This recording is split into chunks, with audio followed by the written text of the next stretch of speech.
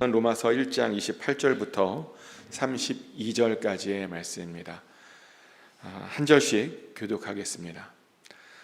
또한 그들이 마음에 하나님 두기를 싫어하매 하나님께서 그들을 그 상실한 마음대로 내버려 두사 합당하지 못한 일을 하게 하셨으니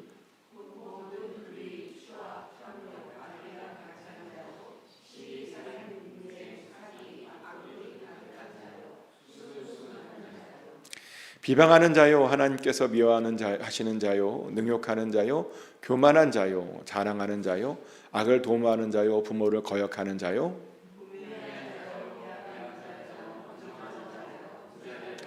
다 같이 읽겠습니다. 그들이 이 같은 일을 행하는 자는 사형에 해당한다고 하나님께서 정하심을 알고도 자기들만 행할 뿐 아니라 또한 그런 일을 행하는 자들을 옳다 하느니라. 아멘. 하나님의 평안이 시간 여러분 심령 가운데 함께 하시기를 예수 그리스도 이름으로 축복합니다. 작년 말쯤에 이 동네 원로 목사님들을 모시고 이제 예배를 드렸던 적이 있었습니다. 그리고 이제 예배 후에 이제 식사를 하면서 그 원로 목사님들과 여러 가지 이야기를 나눴는데요. 근데 원로 목사님들이 보니까 불만이 많으세요. 어떤 불만이냐면 요즘 목회자들이 설교를 잘 못하고 있대요. 왜 뭘 못하냐 그랬더니 요즘 목사님들이 회개에 대한 설교를 안 하고 있답니다. 그래서 사람들이 회개할 줄 모른답니다. 그러더니 사람들이 아무런 정말 죄의식 없이 천연덕스럽게 죄를 짓고 다닌답니다. 그리고 그렇게 짓고 다녀도 부끄러운 줄도 모른답니다. 사실 그것 때문에 교회가 그렇게 흔들리고 있는 것이랍니다. 그 말을 듣는데요, 제 자신을 돌아보게 되더라고요. 나는 회개에 대해서 얼마나 많이 설교를 했나. 돌아보니까 저도 똑같이 그렇게 별로 회개에 대한 설교를 안 하고 있었더라고요. 더 정확하게는 이제 죄에 대한 설교를 별로 안 했던 거죠. 그래서 그 말을 듣고 바로 회개했었습니다. 회개에 대해서 외쳤어야 되는데 외치지 않은 것에 대해서 스스로 회개했습니다. 그래서 그때 이제 결심하는 것은 뭐냐면 이제 2026년도 수요 예배 때 첫 번째 주제로 회개에 대한 설교를 하자라고 이렇게 결심했고요. 그래서 오늘 이제 첫 번째 주제로 그렇게 회개에 대한 설교를 하게 되었습니다. 근데 회개에 대한 설교를 하려면 이제 먼저 죄에 대한 이야기를 해야 됩니다. 왜냐하면 죄가 뭔지 알아야, 우리가 죄인인 걸 알아야 우리가 회개할 수 있기 때문이죠. 그래서 우리는 앞으로 몇 주 동안 죄에 대한 이야기를 사실은 하려고 하고요. 오늘 우리가 읽었던 본문을 보면 굉장히 많은 죄들이 나옵니다. 근데 그 죄들을 이렇게 보잖아요. 그러면 그 가장 밑바닥에는 하나님을 그 마음에 두기 싫어하는 그 마음이 있다는 거죠. 그리고 그것 때문에 우리가 뭐 불의도 저지르고 추악도 저지르고 탐욕도 저지르고 악의, 살인, 분쟁, 사기, 악독, 수근수근거림, 비방, 하나님을 미워함, 능욕, 교만, 자랑, 악을 도모함, 부모를 거역함, 우매함, 배악함, 무정함, 무적함, 이런 죄들을 우리가 저지르게 된다는 겁니다. 그렇게 이런 죄를 저지르면요, 우리가 어떤 생각도 하게 되냐면 그런 일을 행하는 자를 옳다라고 여기고, 그리고 다른 사람들도 그 죄에 참여시키려고 우리가 그런 짓을 하게 된다는 거죠. 근데 그 모든 것의 근원에 뭐가 있었다고요? 하나님을 그 마음에 두기 싫어함, 바로 그것이 이런 죄들을 만들어내더라는 겁니다. 그래서 우리는 절대로 어떤 일이 있어도 하나님을 우리 마음에 두어야 됩니다. 항상 하나님을 우리 마음에 초청해야 되고요. 그리고 하나님께서 우리 마음에 오시는 것을 기뻐하고 즐거워해야 합니다. 실제로 우리 믿음의 선배들이 다 공통점이 뭐냐면 이걸 잘했어요. 항상 하나님을 그들의 마음 가운데 초청했고요. 어떻게든 하나님께서 그들의 마음 가운데 거하실 수 있도록 정말 애쓰고 노력했습니다. 심지어 어떤 사람들은요, 정말 그거 하려고 사막에 들어가서 혼자 수도 생활까지 했었죠. 그렇게 하나님을 모시려고요, 정말 사막에서 몸부림 그렇게 쳤습니다. 근데 그렇게 이제 사막에서 수도원 생활을 했는데요, 그러다 보니까 역설적으로 그들이 뭘 깨달았냐면 죄가 뭔지를 깨달았대요. 하나님께서 안에 있을 때와 하나님께서 밖에 있을 때 그 차이를 그들이 깨닫고 그것을 비교하게 될 수 있었답니다. 그러면서 이제 죄에 대한 연구를 해봤는데요, 그들이 이 사막의 수도자들이 이제 죄에 대해서 연구해 보니까 죄에도요 큰 죄가 있고 작은 죄가 있대요. 똑같은 죄가 아니래요. 큰 죄가 있고 작은 죄가 있대요. 보니까 더 근원적인 죄가 있다는 겁니다. 그리고 그런 근원적인 죄에 빠지면 영적으로 죽는 거랍니다.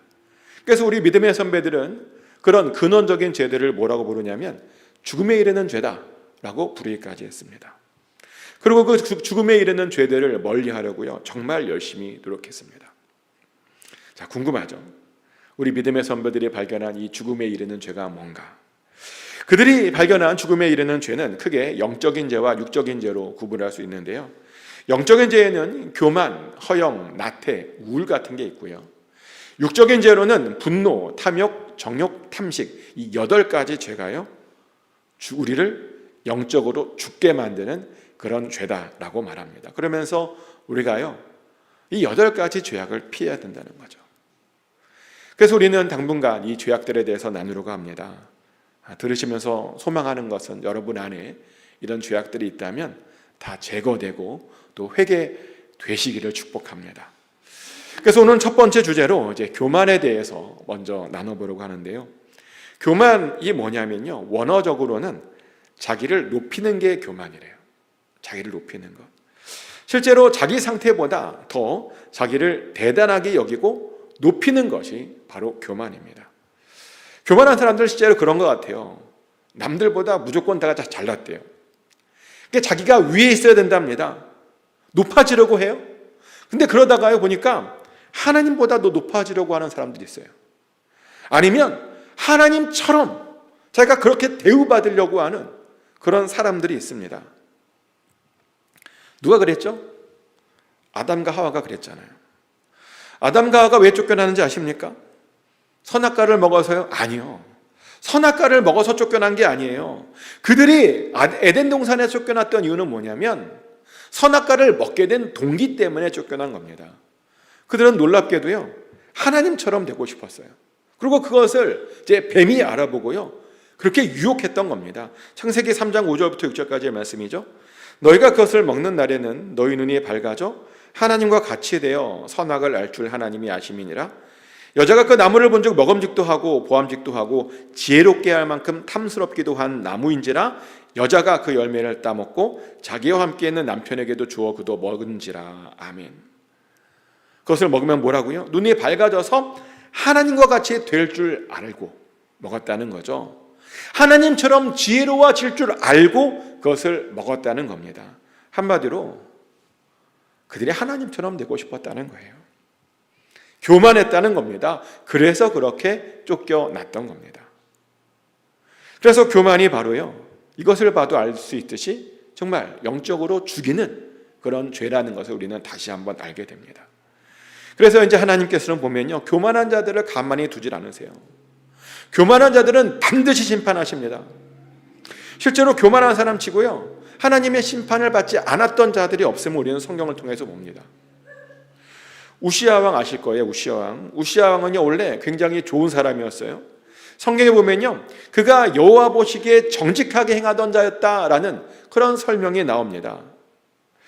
실제로 그가요, 스가랴 선지자가 사는 동안에는 하나님을 찾았고요, 그리고 하나님을 그렇게 찾았더니 형통했다라고 하는 그런 말까지 성경에 나옵니다. 그래서 강성해졌대요. 근데 그렇게 강성해졌더니 교만이 들어가요. 그래서 하지 말아야 할 짓을 하더라는 거죠. 역대하 26장 16절 말씀입니다. 그가 강성하여짐에 그의 마음이 교만하여 악을 행하여 그의 하나님 여호와께 범죄하되 곧 여호와의 성전에 들어가서 향단에 분향하려 한지라. 그가 교만해졌더니요, 여호와의 성전에 들어가서 향단을 분향하려고 했대요. 이게 왜 교만한 일이냐면요, 왜냐하면 그 일은 향단을 분향하는 일은 원래 제사장이 하는 일이거든요. 왕이 하면 안 되는 일입니다. 근데 우시아 왕은요, 교만해지다 보니까 자기가 제사장처럼 해도 된다고 생각했습니다. 자기가 제사장보다 더 높은 사람이라고 생각했습니다. 그러다 보니 그런 짓을 저질렀던 겁니다.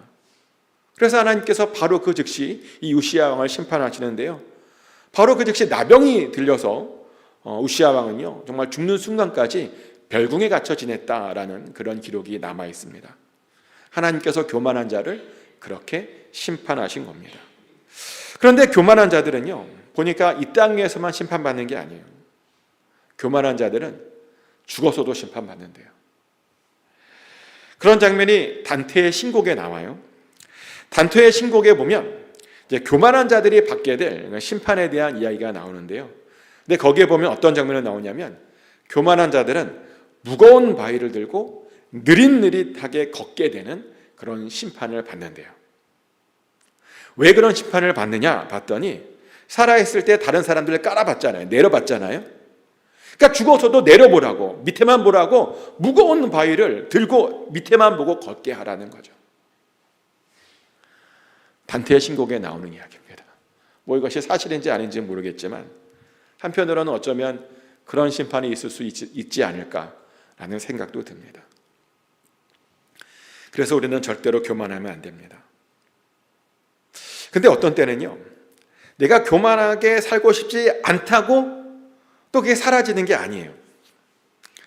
어떤 때는 교만한 사람 옆에 있다가 물들어서 나도 모르게 교만해질 때도 있죠.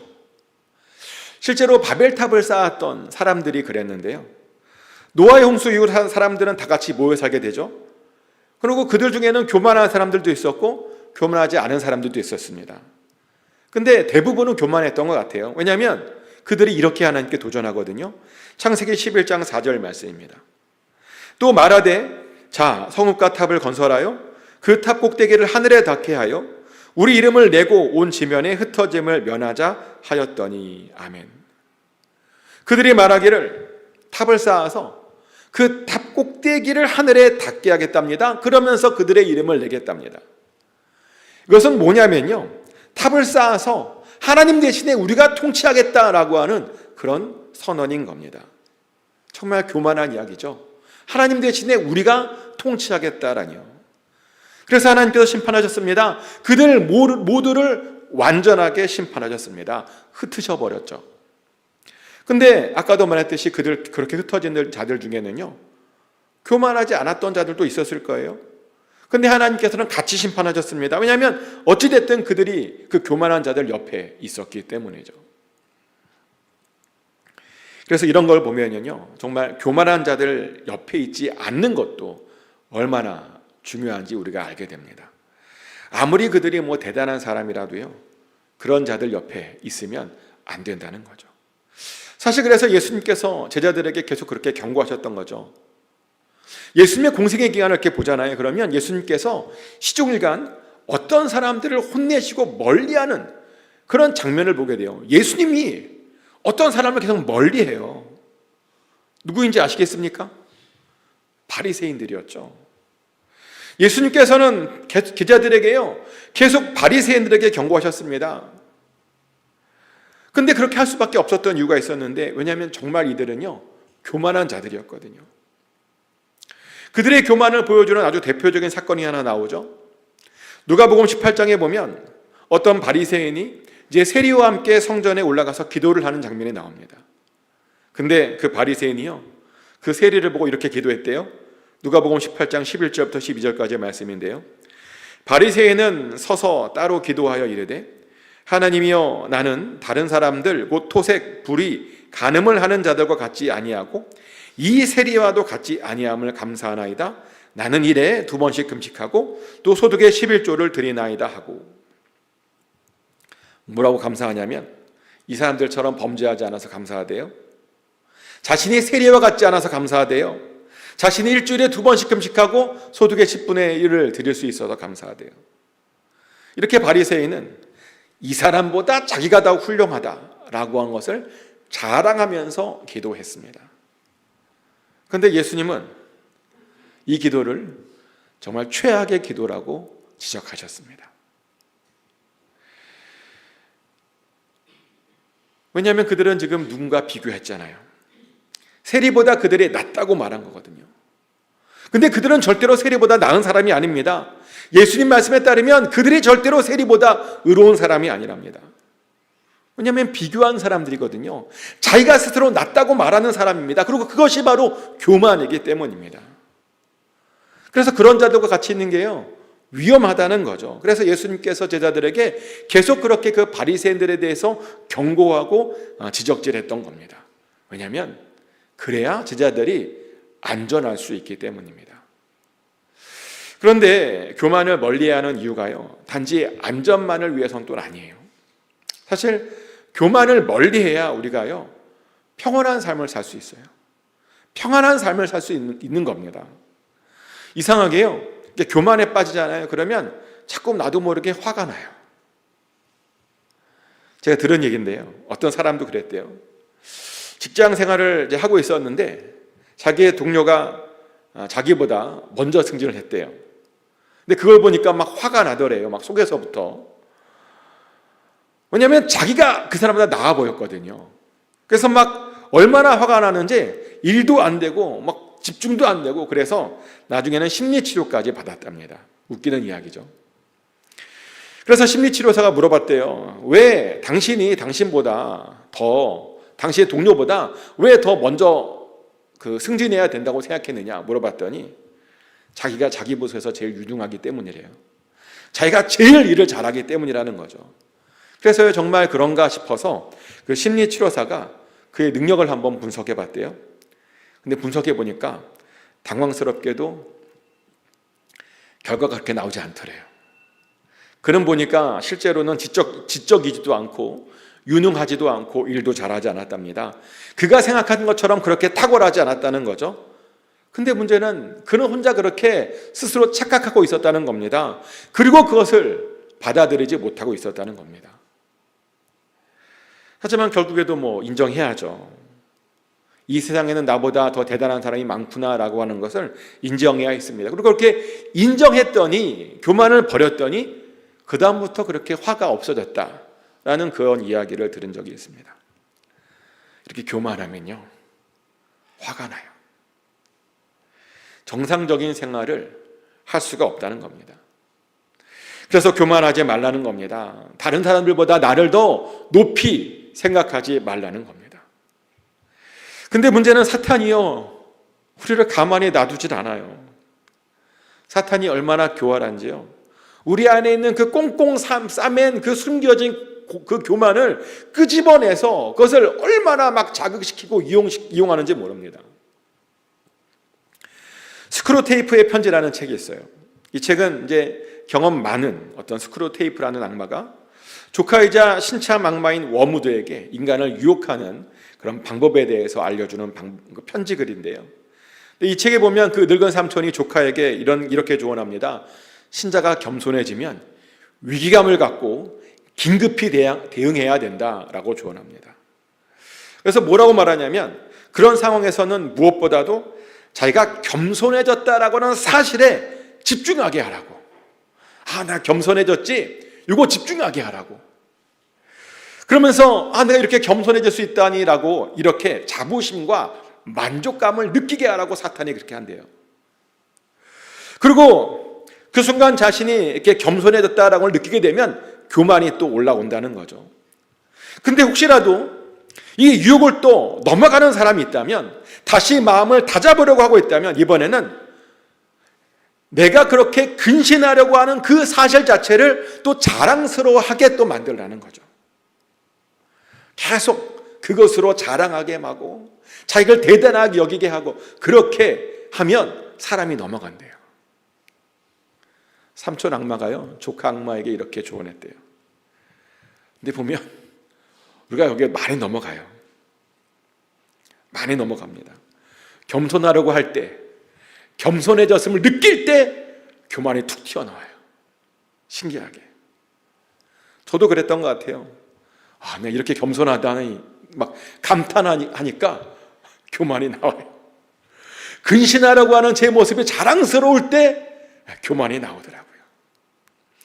그래서 대부분 이 교만을 잘 못 떨치죠. 우리가 다 그렇지 않나요? 누군가를 도와주고 날 때 갑자기 올라오는 그 도덕적 우월감, 바르게 살지 못하는 사람들을 보고 느끼는 어떤 자부심들, 그런 것들이 올라옵니다. 그래서 우리 믿음의 선배들은요 끊임없이 자기를 비우려고 사막에 가서까지 그렇게 애를 썼고요, 교만이 나오지 않으려고 그렇게 막 누르고 했습니다. 특별히 영적인 교만에 빠지지 않으려고요, 정말 노력했어요. 왜냐하면 우리 기독교인들이 정말 자주 빠지는 게 바로 이 영적인 교만이거든요. 우리 기독교인들이 정말 자주 빠져요, 영적 교만에. 특별히 경건하고 기도를 많이 하는 사람들이요, 이런 영적 교만에 많이 빠져요. 사실 바리새인도 그런 거예요. 바리새인들이 어떤 사람입니까? 평생에 율법을 연구하고 율법만 가르치고 율법대로 살려고 노력했던 사람입니다. 근데 오히려 그런 것들이 그들을 교만하게 만들었습니다. 나중에 어떤 장면까지 나오냐면요, 교만이다 보니까 자기는 아무 자리에 못 앉는데요, 자기는 무조건 상석에 앉아야 되겠대요.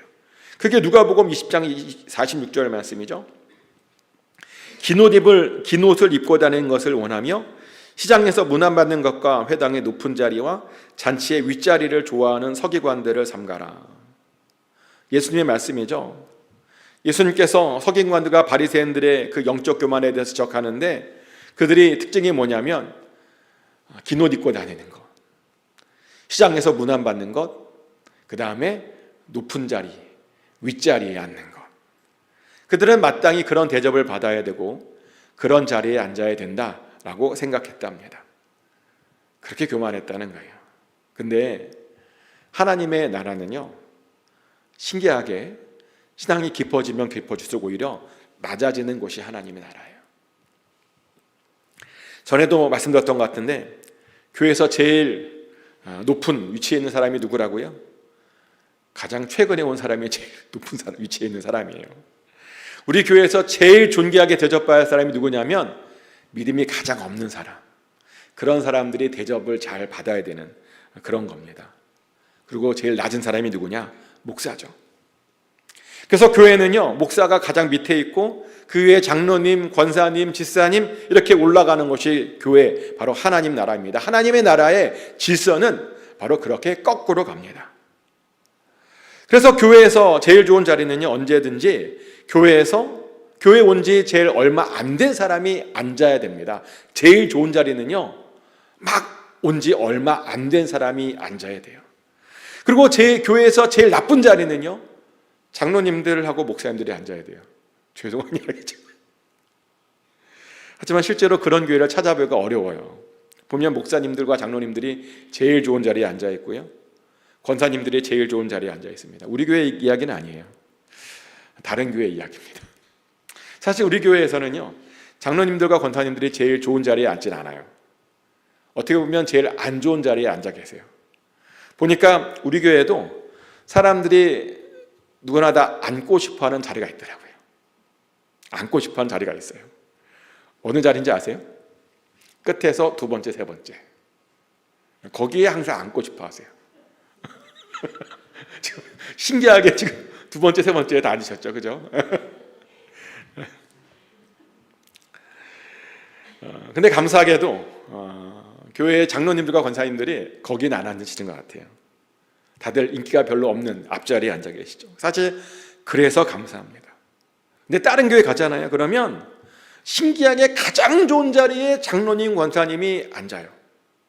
그리고 거기에 다른 사람 앉잖아요. 그러면 째려봐요. 그런 교회 있어요. 못 보셨어요? 왜 내 자리에 앉았냐고 째려본다니까요. 안 경험해 보셨구나. 아무튼 그래요. 근데 그런 모습은요, 절대로 성경적인 모습이 아닙니다. 예수님께서 우리들에게 분명히 이렇게 말씀하셨습니다. 마태복음 20장 26절부터 28절까지의 말씀인데요, 너희 중에는 그렇지 않아야 하나니 너희 중에 누구든지 크고자 하는 자는 너희를 섬기는 자가 되고 너희 중에 누구든지 으뜸이 되고자 하는 자는 너희의 종이 되어야 하리라. 인자가 온 것은 섬김을 받으려 함이 아니라 도리어 섬기려 하고 자기 목숨을 많은 사람의 대속물로 주려 함이니라. 아멘. 크고자 하는 자는 섬기는 자가 되어야 한답니다. 으뜸이 되고자 하는 자는 종이 되어야 한답니다. 심지어 예수님께서도 섬김을 받으러 온 것이 아니라 섬기러 오셨답니다. 자기 목숨을 많은 사람들의 대속물로 주려고 이 땅에 오셨답니다. 그래서 우리 기독교 전통은요, 높은 사람일수록 낮아지는 겁니다. 높은 사람일수록 더 많이 섬기는 겁니다. 그러니 절대로 높은 자리에 올라가려고 하는 그런 영적 교만에 빠지지 않으시기를 축복합니다. 자, 그러면 어떻게 이런 교만에 빠지지 않을 수 있는가? 두 가지 방법을 알려드리려고 하는데요. 첫 번째로 우리가 교만을 극복하는 첫 번째 방법은 그냥 무조건 하나님만 바라보는 거예요. 우리의 시선을 나가 아니라 하나님께로 계속 돌리는 겁니다. 실제로 우리 믿음의 선배들이 다 그렇게 살았어요. 자기에게 시선을 돌리는 게 아니라 다른 사람에게 시선을 돌리는 게 아니라 오직 하나님께로만 그 시선을 돌렸습니다. 그리고 돌렸더니 자신이 보이는 거죠. 자신이 얼마나 부족한지 보이는 겁니다. 하나님의 지혜에 비해서 내가 얼마나 지혜롭지 않은지 보이게 되는 거고요. 하나님의 열심에 대해서 내가 얼마나 열심이 없는지를 보게 되는 것이고요.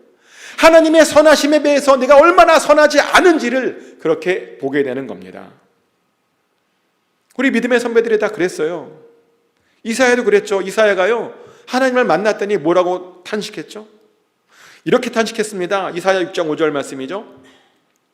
그때 내가 말하되 화로다 나여 망하게 되었도다. 나는 입술이 부정한 사람이요 나는 입술이 부정한 백성 중에 거주하면서 만군의 여호와이신 왕을 배웠음이로다 하였도다. 망하게 되었대요. 자신의 입술이 부정한 사람인데 하나님을 봐서 이제 망하게 되었답니다. 이렇게 하나님만 봐도요, 자기가 얼마나 부정한 사람인지, 자기가 얼마나 부족한 사람인지, 자기가 얼마나 죄인인지 알게 된다는 겁니다. 근데 이것은 이사야만 경험한 이야기 아니에요. 베드로도 경험한 이야기입니다. 베드로가 밤이 새도록 물고기를 잡았는데 한 마리도 잡지 못하죠. 그러다가 예수님을 만납니다. 예수님께서 베드로에게 깊은 곳에 가서 그물을 던지라고 말씀하십니다. 그래서 던져봅니다. 그랬더니 물고기를 어마어마하게 많이 잡죠. 그래서 베드로가 깜짝 놀라요. 깜짝 놀라고 베드로가 예수님을 바라보고 예수님께 쫓아옵니다. 쫓아와서 뭐라고 고백하냐면요, 주여 나를 떠나소서 나는 죄인이로소이다 라고 고백을 합니다. 예수님을 만나고 났더니 이제야 비로소 자기가 죄인인지, 얼마나 큰 죄인인지 알게 된 겁니다.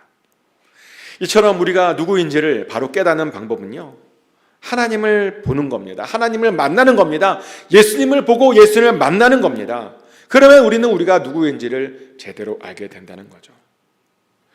그래서 우리는요, 하나님만 만나면 돼요. 하나님만 바라보면 됩니다. 그리고 그것을 위해서 이렇게 기도하면 됩니다. 하나님의 아들 예수 그리스도시여 더럽고 형편없는 저를 불쌍히 여기소서 라고 기도하면 됩니다.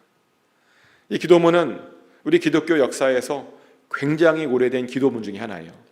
예수기도라는 기도문인데 우리 초대교회에 있었던 우리 믿음의 선배들이 이 기도문을 가지고 굉장히 많이 기도를 했습니다. 이 기도문을 가지고 수시로 기도하면서 짧게 기도했는데요, 보면 하나님을 만나고 났더니 우리가 얼마나 더럽고 형편없는지를 깨달았다는 거죠. 그리고 그렇게 깨달았더니 교만함을 극복할 수 있었다는 겁니다. 그래서 우리도요, 하나님 바라보고 이 기도문을 통해서 우리가 누구인지를 깨달아야 됩니다. 또 교만에서 벗어나는 두 번째 방법은요, 좋은 공동체 안에 있는 겁니다. 그리고 그 공동체 안에서 신앙생활을 잘 배우는 겁니다. 근데 이 방법을 이제 충족하려면 두 가지 조건이 만족해야 되는데, 일단 내 주변에 좋은 공동체가 있어야 되고요, 그리고 그곳에서 뭔가를 배울 수 있어야 됩니다. 하지만 요즘의 문제는 뭐냐면 좋은 공동체를 찾기가 여간 어려운 게 아니에요. 보면 문제 없는 공동체들이 없어요. 겉은 멀쩡해 보이는데 속으로 들어가면 정말 이상한 공동체들이 많다고 그래요. 우리 공동체는 괜찮지 않느냐? 맞아요. 우리 공동체는 괜찮아요. 교만인가요? 제가 이렇게 자신 있게 얘기하냐면 제 얘기가 아니라 지역사회 분들이 하는 말이에요. 지역사회 분들이 지난 주일에도 오셨던 분들이 그런 말 해주시더라고요. 지난 주일에 이제 여러 동네 목사님들이 35분이 오셨잖아요. 근데 와서 저한테 그러는 거예요. 어쩜 이렇게 교회가 따뜻하냐고. 그냥 느껴진대요, 따뜻함이. 그런데 정신 차리지 않으면 어떻게 변할지 몰라요. 우리는 그래서 항상 우리 공동체를 좋게 유지해야 됩니다. 우리 공동체를 항상 좋게 만들어야 됩니다. 그럼 이제 뭘 알아야 되냐면 좋은 공동체란 어떤 공동체인가, 우리가 만들어가야 될 공동체는 어떤 공동체인가를 먼저 알아야 되겠죠. 좋은 공동체는 어떤 공동체냐면 이런 공동체입니다. 고린도전서 12장 21절부터 25절까지의 말씀인데요. 눈이 손더러 내가 너를 쓸 데가 없다 하거나 또한 머리가 발더러 내가 너를 쓸 데가 없다 하지 못하리라. 그뿐 아니라 더 약하게 보이는 몸의 지체가 도리어 요긴하고 우리가 몸에 덜 귀히 여기는 그것들을 더욱 귀한 것들로 입혀주며 우리의 아름답지 못한 지체는 더욱 아름다운 것을 얻느니라. 그런즉 우리의 아름다운 지체는 그럴 필요가 없느니라. 오직 하나님이 몸을 고르게 하여 부족한 지체에게 규정함을 더하사 몸 가운데서 분쟁이 없고 오직 여러 지체가 서로 같이 돌보게 하셨느니라. 아멘. 좋은 공동체란 방금 읽었던 말씀같이 한 몸과 같은 공동체라고 말합니다. 약하게 보이는 사람들을 더 요긴하게 인정해 주는 것. 저 사람 이상해 라고 손가락질하는 게 아니라 품어주는 것. 몸에 덜 귀히 여기는, 덜 귀하게 여겨지는 것들을 귀한 것으로 덮어주는 것. 아름답지 못한 지체를 더욱 아름답게 꾸며주는 것. 그렇게 몸을 고르게 하여 누구도 부족하지 않도록 귀중함을 더하는 것. 그래서 분쟁이 없이 같이 돌보는 것. 그런 공동체가 좋은 공동체라고 성경은 분명하게 이야기합니다. 한번 상상해 보세요. 이런 공동체 얼마나 좋을까요? 그래서 우리는 이런 공동체를 만들어야 됩니다. 그리고 이런 공동체 안에 들어가야 됩니다. 그래야 교만함이 사라질 수 있습니다. 그래야 항상 낮은 마음을 유지할 수 있다는 겁니다. 소망하는 것은 지금도 좋지만 더 좋은 공동체를 우리 모두가 꼭 이루어서 우리 모두가 겸손하게 되기를 축복합니다. 이제 말씀을 정리합니다. 예수님께서 왜 죽으셨는가? 여러 우리의 죄 때문에 죽었죠. 그래, 그 중에는 우리의 교만 때문에도 돌아가셨습니다. 우리가요 자꾸만 다른 사람들보다 나를 더 높이다 보니 그 죄로 인해 예수님께서 죽으신 겁니다. 근데 그래서 우리가 더 이상 그렇게 살면 안 되죠. 더 이상 사탄의 속임수에 넘어가면 안 됩니다. 근데 그러려면 계속해서 하나님만 바라봐야 되고요. 그리고 그러면서 우리가 얼마나 무능하고 부패하고 보잘것 없는지 깨달아야 되고요. 그리고 공동체를, 좋은 공동체를 만들어서 그 공동체 안에 계속 머물러야 됩니다. 그래야 우리 안에 교만이 사라지는 겁니다. 그래야 겸손해지는 겁니다. 축복하는 것은 꼭 교만을 제거하시고 겸손하게 되셔서 항상 주님 안에서 평안하고 평탄한 삶을 살게 되시기를 예수 그리스도 이름으로 축복합니다.